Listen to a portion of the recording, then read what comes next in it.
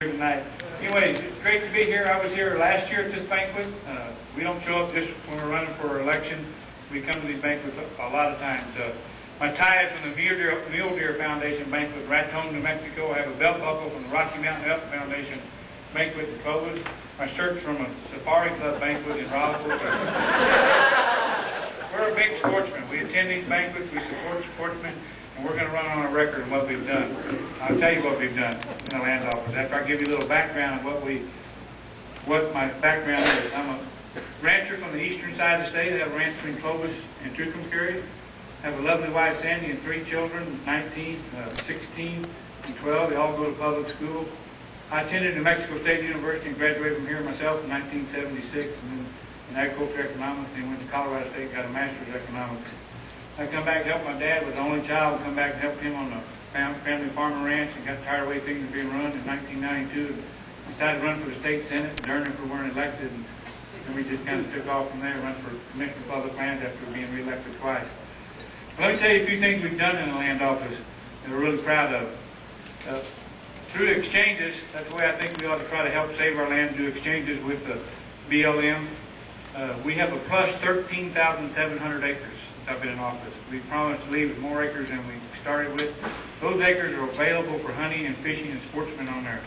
155, 100 acre tract is right up here by Hillsboro, and we're working on more of that to do in the future.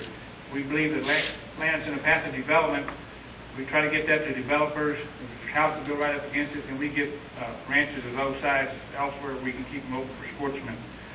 We keep access open. We intervened in an access case outside of Belen, New Mexico, where they were going to close the road, block off access to several thousand acres of state trust land. We intervened in that to keep that open. We also, right here in southern New Mexico, we kept Cook Peak. An issue's been going on for 20 years, how to get access up there. We granted BLM a right-of-way. They're constructing a road around a couple of small parcels of private land to keep that access open to sportsmen. We believe that's very important.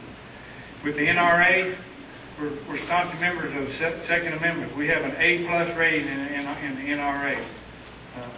By the way, my opponent has an F rating, the only F rating in here from the NRA on statewide candidates. We have that with us.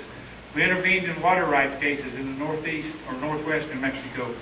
They were trying to say we didn't have any water on state trust lands, really making them worthless, so we intervened there to make sure we get some water rights on state trust lands. We're trying to do a big land exchange with wilderness study areas with the BLM. We think that's very important. They created Ojita Wilderness about 2 years ago. Congress did, and right into the middle of Ojita Wilderness is a section of state trust land. We don't have any access to that anymore, so we want to trade them out of that into some lands that we can use for education and make money for education.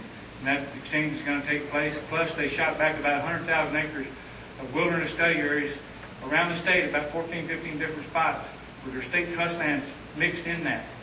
We want to trade them out of that state trust land so these lands can become wilderness study areas, or maybe wilderness areas sometime. We get lands elsewhere where we can make money for education. It's a very large exchange. We didn't only stop there, we proceeded farther. Maybe there'll be a question on it, but I'll answer that a little bit later.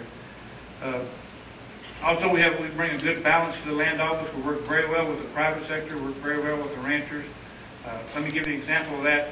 For prairie chicken habitat in southeastern New Mexico, if the prairie chicken would be listed as endangered, nobody would win. So we got the ranchers out there to remove cattle off of their habitat area where they nest in March and April, May, where cattle would stomp on the nest.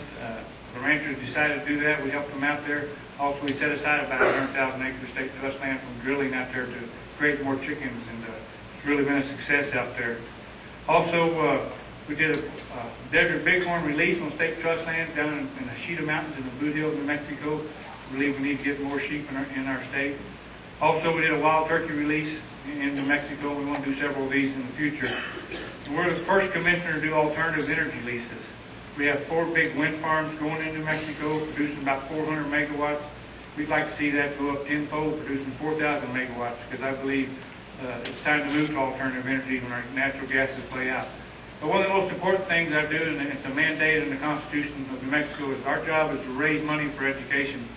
And we've done this better than any other commissioner. We raised $1.4 billion for education here. New Mexico State receives about $3 million a year. UNM and K through 12. They're telling me I'm out of time here, so I don't want to hear that dog whistle go off. So I'd be happy to answer your questions.